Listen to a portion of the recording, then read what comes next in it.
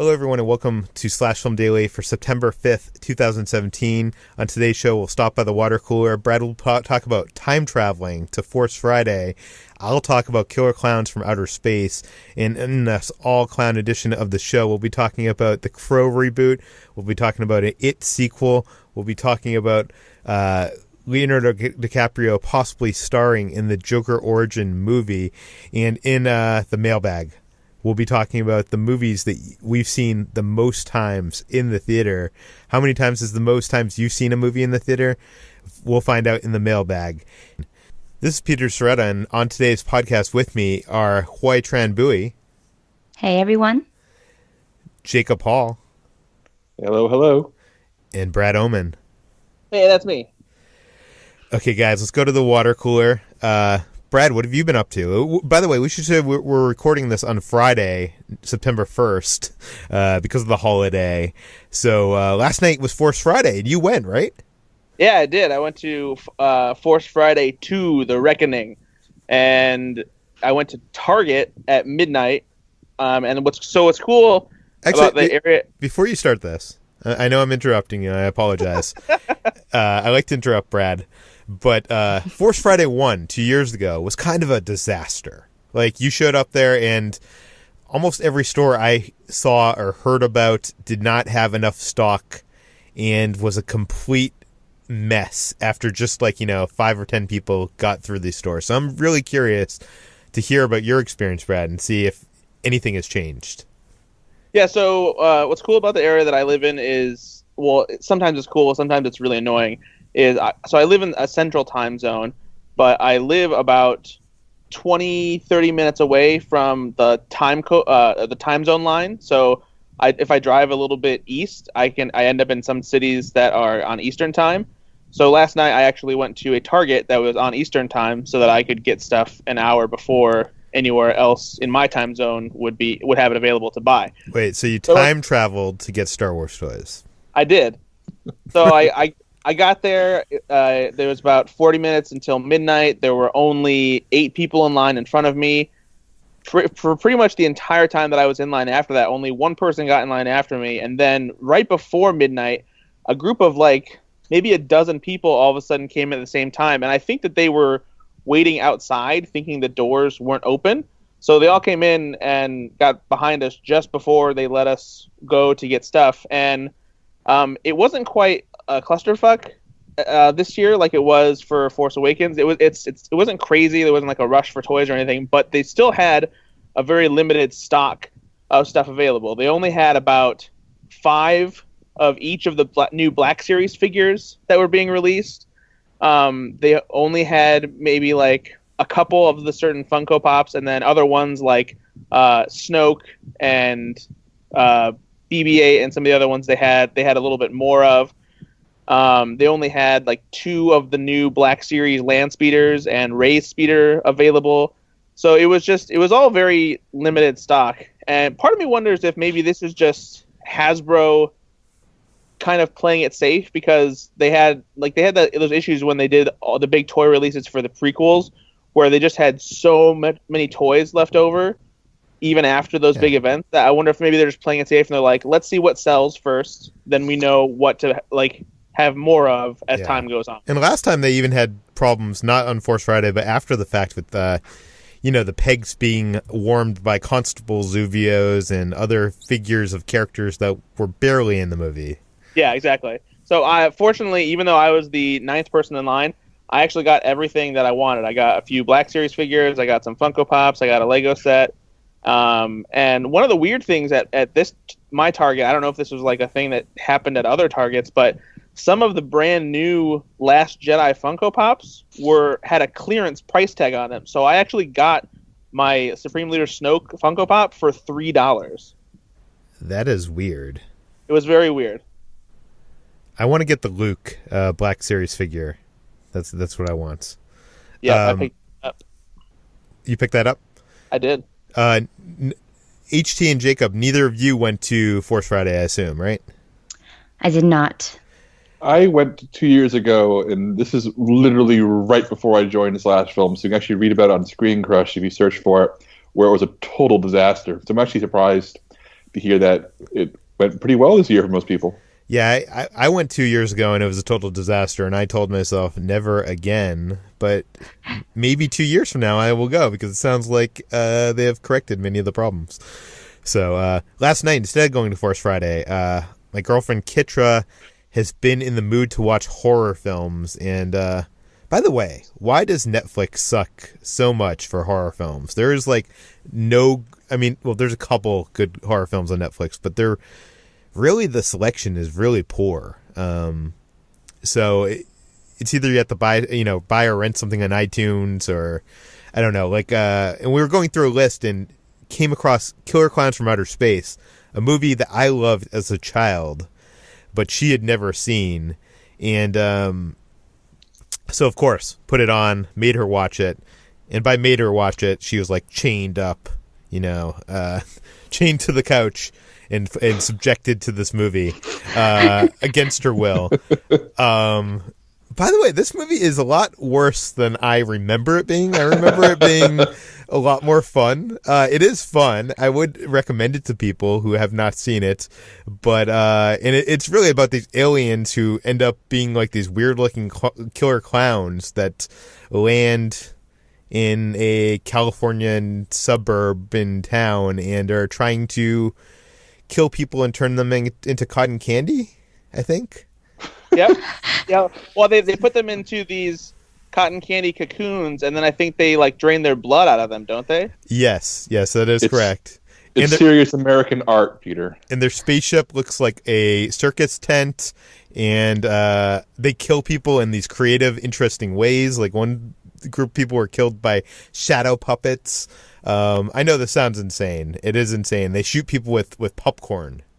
With guns. It sounds amazing is what it sounds like. Yes. It's a hell of a thing. I recommend it. I'm with Peter here. It's worth watching. It's worth watching.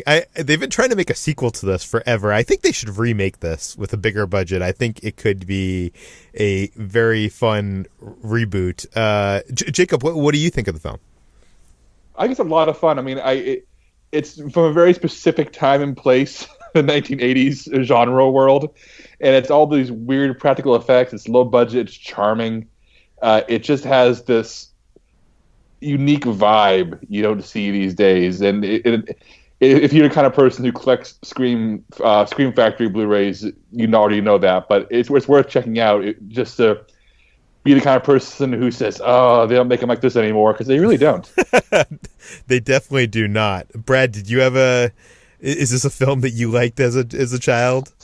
When I was a kid, I saw it and I didn't really know what it was, and it kind of scared me at first. It didn't scare me to the point where I was suddenly terrified of clowns or anything like that. But I do remember at one time having a couple nightmares fueled by Killer Klowns. At the time, I didn't really understand that it was kind of a tongue-in-cheek horror, comedy of sorts. And so because the Killer Klowns are kind of gross and disgusting. They are, and their faces, I think, might be stop motion animation or something, right? It's not animatronics. I'm not sure. I actually don't remember that specifically because I haven't seen it in a long time. But so maybe I should rewatch it. Yeah. Although I want to jump in here real quick, only because before we move on, if you look at Netflix and are having horror issues with it, which you should be because it's terrible.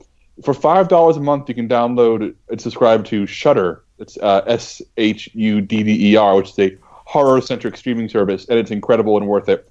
And I'm just going to shout it out here because I use it almost every week. I might have to look into that. Okay, let's move on from the water cooler into the news. They're still making that Crow reboot, apparently. This is an article that you wrote for the site HT. What do we know? Yes. So after nearly 10 plus years at Relativity Media and then being stuck in development hell after Relativity went bankrupt, The Crow has been picked up by Sony Pictures for a reboot. And the reboot is going to be called The Crow Reborn. And there is no set star or director yet, although the last team attached to the project was Jason Momoa as the star and Corin Hardy as the director. So this has had a long and arduous road to the big screen. We'll see if it actually happens because when Corin Hardy was attached, it was set to start shooting in, I think, January of this year, but that obviously did not go through. So it has had a revolving door of various stars and directors. The stars included Bradley Cooper, Luke Evans, Jack Houston. At one point, directors like Javier Gutierrez was attached, as well as Juan Carlos Fresnadillo and Stephen Norrington. So this is a remake of the 1994 cult classic The Crow, which was starring Brandon Lee. And it kind of developed this cult following not simply for its visual effects and kind of over the top story, but for the way that star Brandon Lee died on set. He was killed through a accident with a stunt gun, which had incorrectly loaded some blanks for the scene, but apparently there was still some gunpowder or some sort. It was improperly loaded, so he was shot in the abdomen and died soon afterwards. So it's a story about a man who, ironically, was brutally murdered and was resurrected to enact exact vengeance on the people who killed him. So that is kind of the morbid connection to Brandon Lee's really tragic death. Brandon Lee was the son of Bruce Lee. So there is that fascination with the original film, but I'm not sure why they keep trying to bring it back outside of the people who are interested in it because of that backstory. I don't know if there's a huge following for The Crow, although that might just be me. I don't think there's a huge following for The Crow, but I think just in a visual sense, like seeing a guy in that what is it, like a trench coat with like the white makeup on his face, and like I know it's been copied in pro wrestling by Sting, and I don't know, it's just a very visual thing that I think everybody remembers and recalls, and it seems like Hollywood is just willing to grab onto anything that has some kind of recognizability. It Jacob, is quite stunning. I was gonna say, Jacob, do you want to see a Crow remake?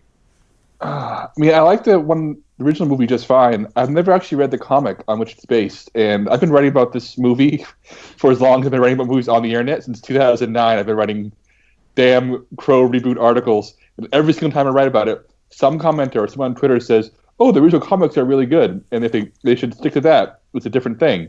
So, for all I know, there's some unmined brilliance in the original comic book run that I've never read. Yeah, and according to the sources to The Hollywood Reporter, this Crow reboot is supposed to hew more closely to the original comics on which they're based. So it might be another sensation of clowns sweeping the nation. Not clowns, but sort of clown-like makeup. People yeah, I don't know if it's clowns, but clown enough. Okay. Moving on from that to another clown, the It movie director Andy Muschietti plans to make the It sequel before he makes Robotech. We just assumed that he was going to go on to Robotech right away, but it looks like he's going to be making the It sequel first. Jacob, you wrote the article for SlashFilm.com. What do we know? Well, we know that a few weeks ago, Andy Muschietti was hired by Sony to adapt Robotech, which I'm not particularly familiar with it, but it's an animated series from the 80s, giant robots fighting aliens, pretty much the kind of big budget franchise starter Sony needs right now. Yeah, and it's also like one of those things where it was like a Japanese anime that we kind of took and made our own into our own story. I believe it's Robotech. It's the American way, Peter Sciretta. Yes. But what's interesting is, speaking with the Italian film outlet Bad Taste, roughly translated, thanks to some really shoddy internet translators, it's clear that he says that It too is my priority, and he will make Robotech afterwards. And this actually aligns with our set visit to It. When I visited the set last year, and we talked about this in the podcast before, both Andy Muschietti and his sister, producer Barbara Muschietti, both made it very clear they were already thinking about the sequel. They said that this movie stands alone. This movie adapts one half Stephen King's book and ends on a way so that it could be its own movie. But they wanted the sequel to quote, to paraphrase Andy Muschietti, to have a dialogue with the original one. So they already are planning for certain things to echo one another in both movies. And they talked about that and said that this movie does end with a suggestion of a sequel, if not a cliffhanger. And they even talked about how various flashbacks that are seen throughout the original novel of It that showcase how Pennywise the Clown, or the entity known as It, has been terrorizing Derry, Maine for centuries. A lot of those flashbacks may actually end up in the sequel, which follows the same characters as the first movie 30 years later as adults. So I'm not surprised by this news at all. I think that Andy Muschietti is happy to take on more things on his plate, happy to get busy, but he seemed raring to go on the It sequel last year and seemed to already be thinking about it. And with the It box office tracking looking amazing, with the first reviews or the first reactions being very positive, I think he realizes that the best thing to do now is just to pull the trigger and get the sequel going right away, especially since he also indicated on set that he wants to shoot additional scenes with the kids from the first movie for more flashbacks, and he doesn't want them to grow old. He wants to get done fast. So I'd say second weekend after It comes out, I say listen for the sequel announcement. It's going to happen. Yeah, and the buzz for the first film, the critical buzz is, way up there. If the movie does as well as what it's tracking for, it the sequel will move forward for sure. Also on the site, because we're in I know we were doing Bond watch, but I think we're in like day 12 of the Joker watch. Every day we have a new story on this Joker origin movie. Now the story is Warner Brothers wants Leonardo DiCaprio to lead the film. Brad, you wrote the article for Slash Film. What do we know? Yeah, this concludes the all-clown news hour for daily.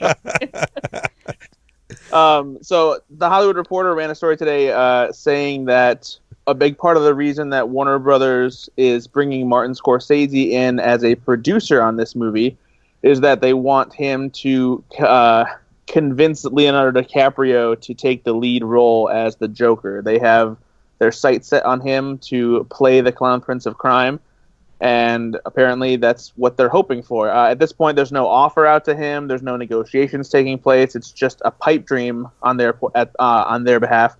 And apparently Martin Scorsese's deal to produce isn't even closed yet. So there's a chance that he may end up not even being part of this movie at all. And we don't even know when this movie is supposed to get off the ground yet. Apparently Suicide Squad 2 is still happening, and that's supposed to be, the priority at Warner Brothers. But it sounds like that's probably not going to get off the ground until sometime late next year when they start shooting, so we won't see that for a while. And I can't imagine this getting off the ground before that. But at the very least, Warner Brothers, has a big appetite for what they want this movie to be. This kind of lines up with what Peter had said before about Warner Brothers wanting to make this kind of awards-driven crime thriller, gangster-esque movie in line with Martin Scorsese's previous work. So if they get someone like Leonardo DiCaprio involved, that might be something that gets people interested in a Joker origin story. We talked about him, but we all, when we were doing our casting of our own, of who could play him, but we all thought he was probably too old because he's 43, I think, now. Yeah. And if this is an origin story, you would think that the Joker would need to be young because they were talking about casting somebody younger than Jared Leto. So, I don't know. I mean, Leonardo DiCaprio does and always has had a baby face, so he looks younger than he is, even now. But I'm just not sure that he's young enough to play this role. And I also feel like it's not the most exciting. It's vaguely interesting because he does great work with Martin Scorsese, but I feel like we already saw what a Leonardo DiCaprio role as the Joker would be like with his insane performance in Django Unchained. I know that's more of like a Southern Joker, if you will. But he was pretty off the wall in that movie, and I feel like there's not really much more he can do to make this character interesting. But then again, I mean, he did eat raw bison in The Revenant, so who knows what he would do for this. I just don't see Leonardo DiCaprio at this point in his career be interested in this kind of franchise work. It seems like he has the capability of doing anything he wants, including very interesting, projects that are like, the stuff that actors dream to do. Why go to Warner Brothers and do a Joker movie? I wanted to mention Slash Film Reader and one of my friends, John Armstrong, tweeted at us. I wanted to read his tweet. Great actor, but no Batman in a Joker movie. Having a Joker movie with no Batman doesn't work for me. Joker is best when his origin is in some way a result of Batman's actions, either indirectly Dark Knight or directly Batman 89. It doesn't work for me in the Gotham TV show or the comics, so I find it hard to believe that a film would be any different. So that was his series of tweets. I just want to bring that up because I think we've all said our opinions on this Joker movie, and I thought that was an opinion that we have not said. We have talked about how a Joker origin story would kind of get rid of the mystery of that character, and I think that's actually very interesting that Joker does work best when he is in some way a reflection of Batman in Gotham. Jacob, do you have any thoughts, or Brad? Yeah, that's my whole thing about this is I agree with John here. Even though I don't necessarily think Batman needs to create Joker, Joker's whole reason for existing is to counteract Batman. It's almost a love story in a weird, sick way, where everything the Joker does is, can I get Batman's attention? And even though I've said my issues with Frank Miller in the past, but one of my things I love about The Dark Knight Returns, his 1980s comic book masterpiece, is that when Batman retires and vanishes, the Joker slips into a coma and only wakes up when Batman unretires. So I feel like one without the other doesn't make sense. Yeah, I think they're intrinsically tied. I think the best part about Batman's rogues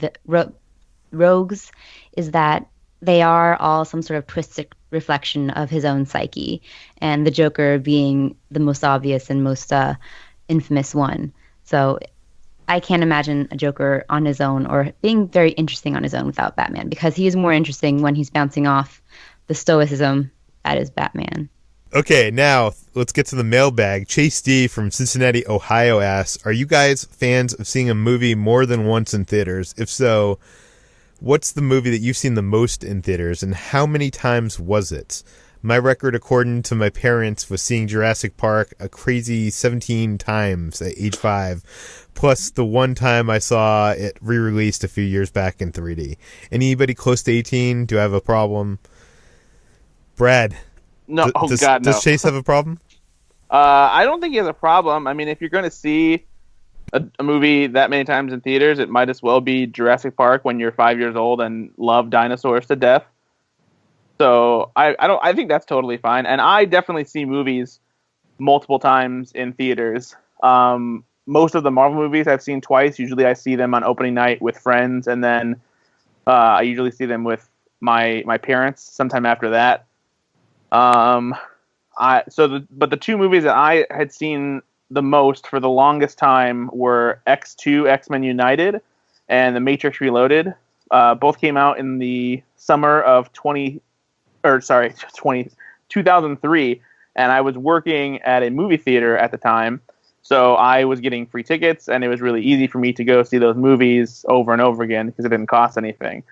But then those two were tied at 5 times each. I saw them in theaters. I'll use this as a quick opportunity to defend The Matrix Reloaded, because I think The Matrix Reloaded is a fantastic sequel. It's only marred by the fact that The Matrix Revolutions doesn't follow up and create a fitting conclusion to make The Matrix Reloaded feel complete, since they were shot back to back. But that's a whole other conversation. But then when Star Wars The Force Awakens came out, that beat my record, because I actually saw that 6 times in theaters. My earliest memory of seeing a movie multiple times was the first Toy Story, and I think I saw it at least 4 times in theaters, maybe 6. I was young. My mom was in the Air Force. It was playing at the Military Air Force Base Theater, where tickets were super cheap, like $1 each maybe, we just went and saw it a couple times as it kept getting held over week after week after week because people kept on packing in that theater.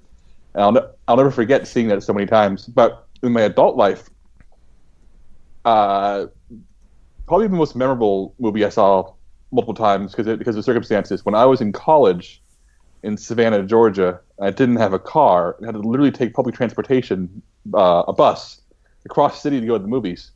I went and saw Paul Thomas Anderson's There Will Be Blood. Then I went back to my dorm, thought very long and hard about that movie, thought, I think that movie's a masterpiece. I'm not sure. The next day I got on the bus again, went all the way across town again and saw it again. And then a couple of days later I saw it a third time. And even though I've seen movies multiple times years before, it's the only movie I've taken a bus across the city 3 times in order to see.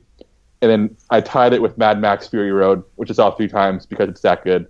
But that was when I had a car and we could drive to a theater. So There Will Be Blood will always be the special crown champion in my brain. For me, I would say, I don't see movies a lot in the theater multiple times, or at least not to the extent that Chase does. I remember definitely the Star Wars prequels, at least Phantom Menace. I think I saw 5 or 6 times in the theater. And I remember loving it, even on the 5th or 6th time.